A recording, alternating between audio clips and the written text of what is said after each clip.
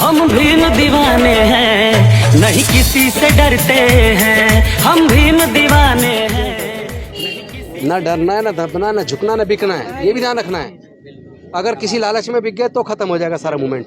सोचो अगर बाबा साहब भी अगर बिक जाते तो क्या आज हम लोग मंत्री बन पाते, एमएलए बन पाते, वकील बन पाते? हमें तो ये भी नहीं पता होता। ये कुर्बानी बाबा साहब की बेकार नहीं जानी चाहिए, मैं सबके लिए कहना चाहता हूँ। 4 बच्चे जमीन की गोद में सुला दिए माता रमा। इस समाज को तो खुद को जवानी में हाँ जी, जला दिया।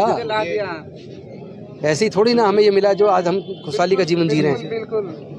देखो जी, हमने तो जितना जीवन 60 साल का हमारी उम्र आ गई, पर हमने जो है ना 36 साल समाज को। पर हम आपको नमन करते हैं, जय भीम नमो। हम आपको नमन करते हैं। ऐसी बहनें हमारी, इतनी वीर बहनें जो 60 साल की उम्र में समाज के लिए निकल रही रोड पे, ऐसे जिस दिन हमारी सारी बहनें निकल गई ना, ये तो कहीं दिखाई भी नहीं देंगे रास्ते में। 36 साल हो गए मुझे तो समाज के बीच। बहुत अच्छी बात है। ये देखो, हमें गर्व है आपके ऊपर। निशान है मेरे पूरे जिस्म पर। हम भी न दीवाने हैं,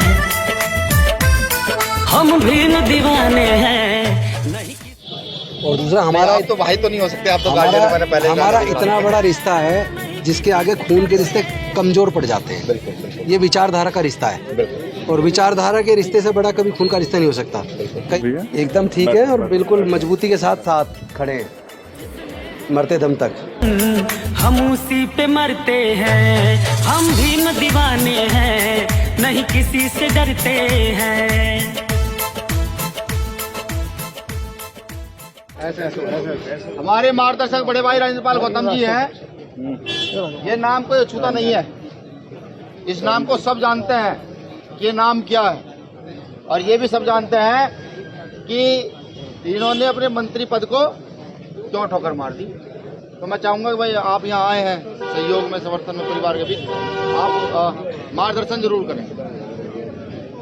मैं तथागत बुद्ध बाबा साहब और सभी समाज के महापुरुषों के चरण में कोटि कोटि नमन करते हुए अपने साथियों को सिर्फ एक बात कहना चाहता हूँ कि भविष्य में चूँकि हमारी जो एकता बनती जा रही है समाज की, जो लड़ाई समता, स्वतंत्रता, बंधुता और न्याय की जो डॉक्टर बाबा साहब अम्बेडकर जी ने शुरू की थी और माननीय कांसीराम साहब ने उसको काफ़ी तेज़ कर दिया, और उसके बाद जो युवा साथी हमारे भाई चंद्रशेखर जी हैं, विनय रतन जी हैं, आर्य जी हैं, निगम साहब हैं, पुष्पांकर जी, सब लोग जो आप सब लोग, हम सब लोगों ने जो एकजुटता के साथ पूरे देश के अंदर सामाजिक न्याय की इस लड़ाई को प्रजातांत्रिक तरीके से, हिंसात्मक तरीके से जिस तरीके से मजबूत किया है, इससे जो जातिवादी और विषमता और अन्याय पर आधारित सोच रखने वाले लोग बौखला गए, और ये इस तरह के हमले हो सकता है भविष्य में हमारे ऊपर और भी हों। आपको सबको पता है, कभी हमारी गर्दन काटने पे वो इनाम रखते हैं, कभी हमारे किसी और भाई की पे इनाम रखते हैं। तो ये हमें उकसाने की कार्रवाई है, और वो इसलिए कर रहे हैं क्योंकि वो घबरा गए। लेकिन हमें किसी को उनके उकसावे में नहीं आना। डॉक्टर बाबा साहब अम्बेडकर जी ने हमें 3500 साल की गुलामी तोड़ने के लिए इस लड़ाई को कभी औजार हथियार से नहीं लड़ा, चूँकि ये लड़ाई विचारधारा की है, औजार हथियार की लड़ाई नहीं है। उन्होंने बुद्धि और विवेक से, कलम से, अपनी काबिलियत से इस लड़ाई को लड़के सफलता अर्जित की है। हमें इस लड़ाई को अंजाम तक पहुंचाना है। माननीय कांसीराम साहब ने भी कभी औजार हाथ में नहीं लिया, औजार हाथ में लिया तो वोट का। आपको भी वोट के हथियार को औजार में इस्तेमाल करना है, और समाज को एकजुट करके अपने समाज को ताकतवर बनाओ।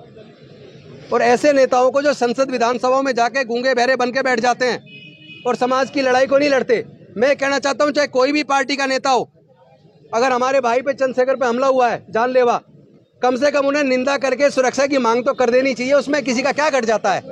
अगर इतना भी नहीं कर रहे तो ऐसे कायर नेताओं को देश को जरूरत नहीं है। हम इस लड़ाई को बुद्धि और विवेक से लड़ेंगे, आप किसी उकसावे में ना आए।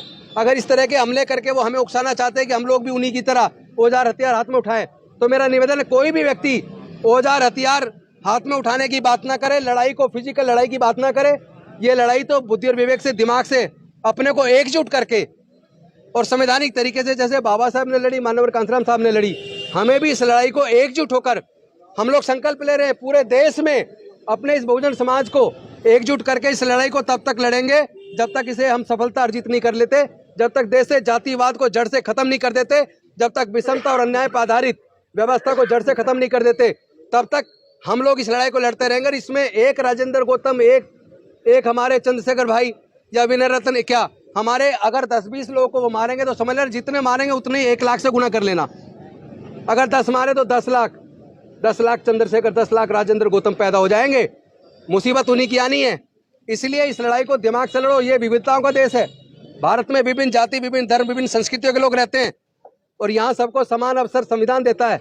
और हम नहीं चाहते किसी कीमत पे भारत का संविधान खत्म करके मनुस्मृति का शासन आए। हम चाहते हैं समता पर आधारित समाज बने, समता मूलक समाज बने। तो इस लड़ाई को हम ईमानदारी से लड़ेंगे। मैं सिर्फ यही संदेश आपको देना चाहता हूँ, हम सब लोग साथ हैं, सब लोग एकजुट हैं और हम उम्मीद करते हैं कि भाई चंद्रशेखर जल्दी स्वस्थ होंगे और इस मूवमेंट को लीड करेंगे। हम और आप सब लोग मिलकर पूरे समाज को एकजुट करके इस लड़ाई को सफलता में बदलेंगे। लेकिन अपने आप को धैर्य में रखें, किसी भी उकसावे में बिल्कुल ना आए। बहुत बहुत धन्यवाद। जय भीम, जय भीम, जय भीम, जय जय जय जय जय भीम, जय भीम, जय जय जय जय जय भीम, जय भीम, जय भीम। बहुत ही दुर्भाग्यपूर्ण और कायरतापूर्ण कार्रवाई है, शर्मनाक है। लड़ाई विचारधारा की है। अलग अलग राजनीतिक पार्टी में लोग रहते हैं, अलग अलग विचारधारा के लोग हैं। भारत एक विविधताओं का देश है जहाँ अनेकों प्रकार की संस्कृति, हजारों जातियाँ और कई धर्मों के लोग रहते हैं। लेकिन उसमें किसी को इस तरह जान से मारने की कोशिश करना, ये तो कोई कायर ही कर सकता है, डरपोक आदमी कर सकता है। कोई राजेंद्र गौतम की गले काटने की दे रहा है, तो कोई स्वामी प्रसाद मौर्य, कोई चंद्रशेखर आज़ाद की, कोई चंद्रशेखर यादव की। तो ये सब जो है ना, कायर लोग इस तरह की धमकियाँ देते हैं। मैं ऐसे लोगों को संदेश देना चाहता हूँ, इस तरह देश नहीं चलता और ये देश का कोई एक आदमी मालिक नहीं है। देश में रहने वाली सभी लोग देश के लोग हैं और मिलजुल कर रहेंगे तो प्यार से तो देश बढ़ेगा। लेकिन एक बात मैं कह दूं, और पॉलिटिकल हमला हो सकता है। ये बेसिकली विचारधारा की लड़ाई है और इसको लाठी गोली से जो लोग सोच रहे हैं कि इससे जीतेंगे, तो वो गलतफहमी के शिकार हैं। अभी ये मांग भी हो रही है Z+ सिक्योरिटी होनी चाहिए। आपका इसमें कोई ओपिनियन? निश्चित तौर पर सिक्योरिटी मिलनी चाहिए। जो लोग, जिनको विशेष रूप से खुलेआम धमकियां मिलती हैं और केवल धमकियां नहीं मिलती, जिन पे हमले भी होते हैं, ऐसे लोगों को अगर सिक्योरिटी नहीं मिलती और जो लोग धर्म के नाम पे भड़का रहे हैं लोगों को, उनको जो सिक्योरिटी मिलती है, तो ये कोई अच्छा संदेश नहीं है और देश की सरकारों को इस पे गंभीरता से सोचना चाहिए। आपको सीधे तौर पर लगता है ये राजनीतिक दुश्मनी के तहत किया गया जानलेवा हमला है? देखिए, दोनों चीज़ें हैं। एक तरफ राजनीतिक है और दूसरी तरफ सामाजिक आंदोलन, जो सामाजिक न्याय का आंदोलन हम लोग लड़ रहे हैं, उस पर आए दिन हम लोग को धमकी मिलती है। तो दोनों में से कौन लोग हो सकते हैं ये तो कहना मुश्किल है। लेकिन मुझे लगता है कि चंद्रशेखर आज़ाद जी के जो साथी लोग हैं, जिन्होंने इस वारदात के जो चश्मदीद हैं और जिन लोगों ने उनको पहचान लिया है हमलावरों को, निश्चित तौर पे उसका खुलासा हो जाएगा। और मैं उम्मीद करता हूं कि सरकार ऐसे दोषियों को तुरंत गिरफ्तार करके और जल्द से जल्द जांच पूरी करके फास्ट ट्रैक कोर्ट में के माध्यम से उनको तुरंत सजा सुनिश्चित करेगी, ताकि इस तरह की किसी घटना को पुनरावृत्ति ना हो और देश में शांति व्यवस्था बनी रहे। और इसी तरह की शांति व्यवस्था की अपील खुद